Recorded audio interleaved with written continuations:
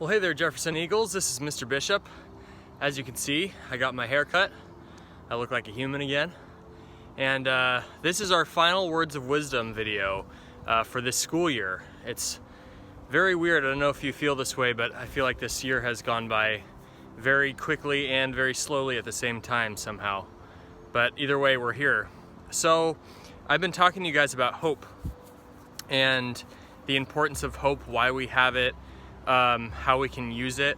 And so I kind of want to continue that message with you today.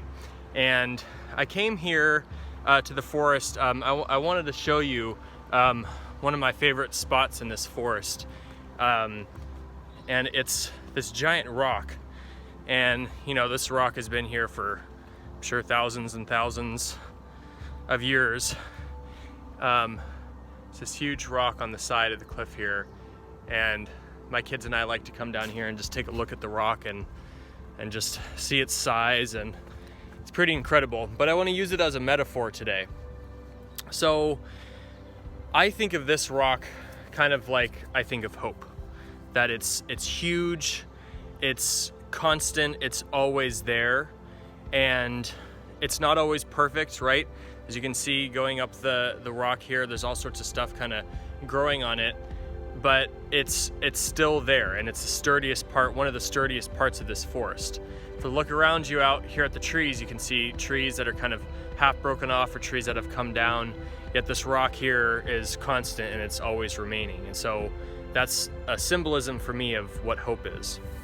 So what I want to tell you today is, in regards to hope, is that, you know, some people you might hear saying, what's the point of hope? Like, why would you hope for things? Like, it's just wishful thinking, and you know, that's not gonna do you any good, because when the things don't work out the way you want them to, we'll see, why did you have hope?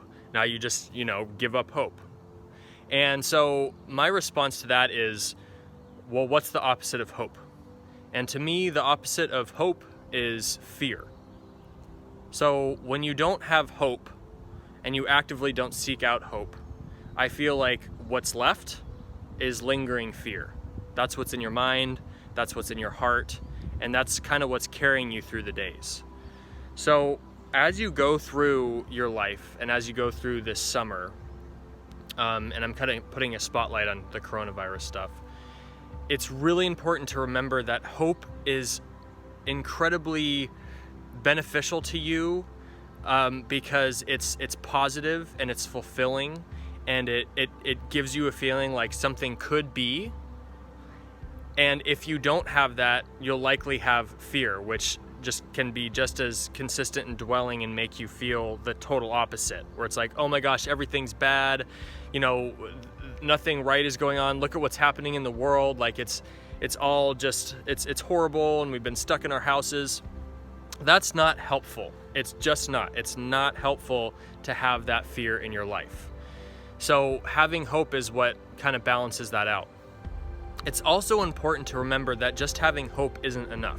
You also have to have some sort of action or game plan.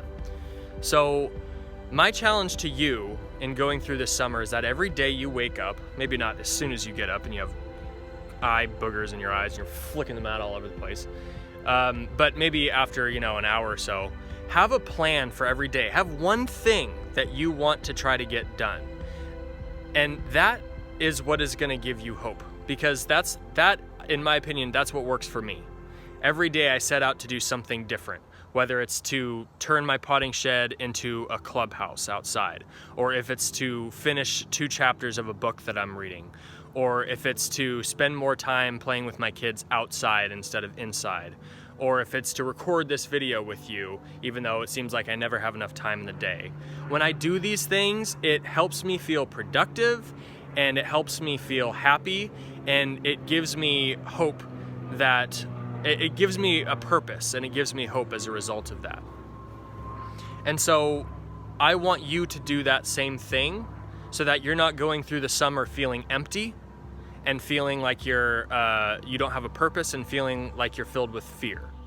The other thing that I want you to keep in mind about hope is that sometimes the things that you're hopeful for don't work out, right? So I was so hopeful back in March that we'd be able to stay at school and keep working, and that didn't turn out. But instead of just falling into that pit of fear, I went on to the next thing in my mind, right? Like the next leg of the race. Okay, so now I'm thinking, when will we come back? And I'm thinking, when will there be a vaccine for coronavirus? And sometimes what you're hoping for is going to happen, and it's going to feel great. And sometimes it's not going to work out, and that's not a time to lose hope. That's a time to reassess, reassemble in your mind, and come up with something different to be hopeful for. Because again, the opposite of hope, in my opinion, is fear. And that's not going to help you in your life ever.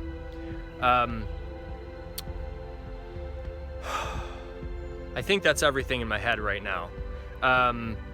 So I really hope that you guys okay, sorry about that. I really hope that you guys have an excellent summer and that you do that challenge like I said.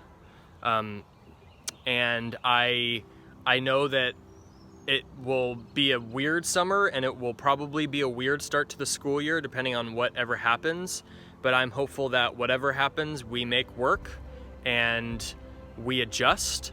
And I also hope that further down the road, we'll all get back to some degree of normalcy.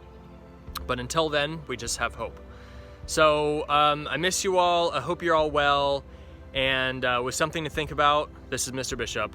Make it a great day or not, or make it a great summer or not also. The choice is yours. Okay, bye everybody. Bye, giant rock that's been here for thousands and thousands of years.